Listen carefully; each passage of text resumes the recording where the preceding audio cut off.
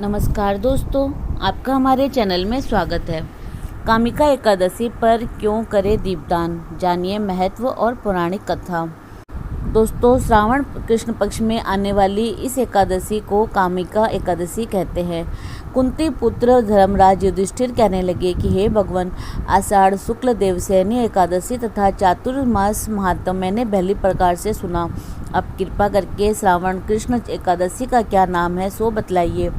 तो भगवान श्री कृष्ण कहने लगे कि हे युधिष्ठिर, इस एकादशी की कथा एक समय स्वयं ब्रह्मा जी ने देवर्षि नारद जी से कही थी, वही मैं तुमसे कहता हूँ। जब नारद जी ने ब्रह्मा जी से पूछा कि हे पितामह, श्रावण मास के कृष्ण पक्ष की एकादशी की कथा सुनने की मेरी इच्छा है, उसका क्या नाम है, क्या विधि है और उसका क्या महात्म्य है, सो कृपा करके कहिए। नारद जी के ये वचन सुनकर ब्रह्मा जी ने कहा कि हे नारद, लोगों के हित के लिए तुमने बहुत सुंदर प्रश्न किया है। श्रावण मास की कृष्ण एकादशी का नाम है कामिका, जिसके सुनने मात्र से वाजपेयी यज्ञ का फल मिलता है। इस दिन शंख चक्र गदाधारी भगवान विष्णु का पूजन होता है, जिनके नाम श्रीधर, हरि, विष्णु, माधव, मधुसूदन है। उनकी पूजा करने से जो फल मिलता है सो सुनो। जो फल गंगा, काशी, नैमिषारण्य और पुष्कर स्नान से मिलता है, वही भगवान विष्णु के पूजन से मिलता है। जो फल सूर्य और चंद्र ग्रहण पर कुरुक्षेत्र और काशी में स्नान करने से, समुद्र वन सहित पृथ्वी दान करने से, सिंह राशि के बृहस्पति में, गोदावरी और गंडकी नदी में स्नान करने से भी प्राप्त नहीं होता, वह भगवान विष्णु के पूजन से मिलता है। जो मनुष्य श्रावण में भगवान का पूजन करते हैं, उनसे देवता, गंधर्व, सूर्य आदि सब पूजित हो जाते हैं। अतः पापों से डरने वाले मनुष्यों को कामिका एकादशी का व्रत और भगवान विष्णु का पूजन अवश्य करना चाहिए।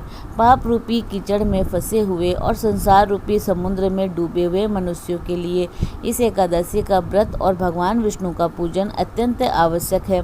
इससे बढ़कर पापों का नाश का कोई उपाय नहीं है। हे नारद, स्वयं भगवान ने यही कहा है कि कामिका व्रत से जीव कुयोनि को प्राप्त नहीं होता। जो मनुष्य इस एकादशी के दिन भक्ति पूर्वक तुलसी दल भगवान विष्णु को अर्पण करते हैं, वे इस संसार के समस्त पापों से दूर रहते हैं। विष्णु भगवान रत्न, मोती, मणि और आभूषण आदि से इतने प्रसन्न नहीं होते जितने कि तुलसी दल से। तुलसी दल पूजन का फल 4 भार चांदी और 1 भार स्वर्ण दान के बराबर होता है। हे नारद, मैं स्वयं भगवान की अति प्रिय तुलसी को सदैव नमस्कार करता हूँ। तुलसी के पौधे को सींचने से मनुष्य की सब यातनाएं नष्ट हो जाती है। दर्शन मात्र से सब पाप नष्ट हो जाते हैं और स्पर्श से मनुष्य पवित्र हो जाता है। एक अन्य कथा के अनुसार प्राचीन काल में किसी गांव में एक ठाकुर जी थे। क्रोधी ठाकुर का एक ब्राह्मण से झगड़ा हो गया और क्रोध में आकर ठाकुर से ब्राह्मण का खून हो गया। अतः अपने अपराध की क्षमा याचना हेतु ब्राह्मण की क्रिया उसने करनी चाहिए, परंतु पंडितों ने उसे क्रिया में शामिल होने से मना कर दिया और वह ब्रह्म हत्या का दोषी बन गया।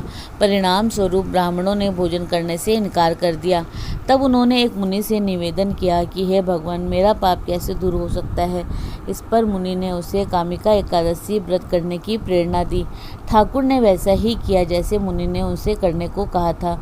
जब रात्रि में भगवान की मूर्ति के पास वह शयन कर रहा था, तभी उसे स्वप्न में प्रभु दर्शन देते हैं और उसके पापों को दूर करके उसे क्षमादान देते हैं।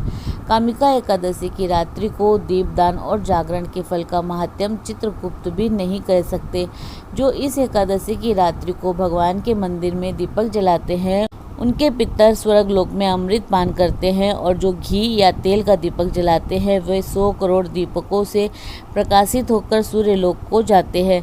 ब्रह्मा जी कहते हैं कि हे नारद, कामिका एकादशी के व्रत का महात्म्य श्रद्धा से सुनने और पढ़ने वाला मनुष्य सभी पापों से मुक्त होकर विष्णु लोक को जाता है। ब्रह्म हत्या और भ्रूण हत्या आदि पापों को नष्ट करने वाली इस कामिका एकादशी का व्रत मनुष्य को यत्न के साथ अवश्य करना चाहिए। तो दोस्तों, इसी प्रकार और भी रोचक जानकारी के लिए आप हमारे चैनल को लाइक, शेयर व सब्सक्राइब करें। हमारे चैनल में विजिट करने के लिए धन्यवाद।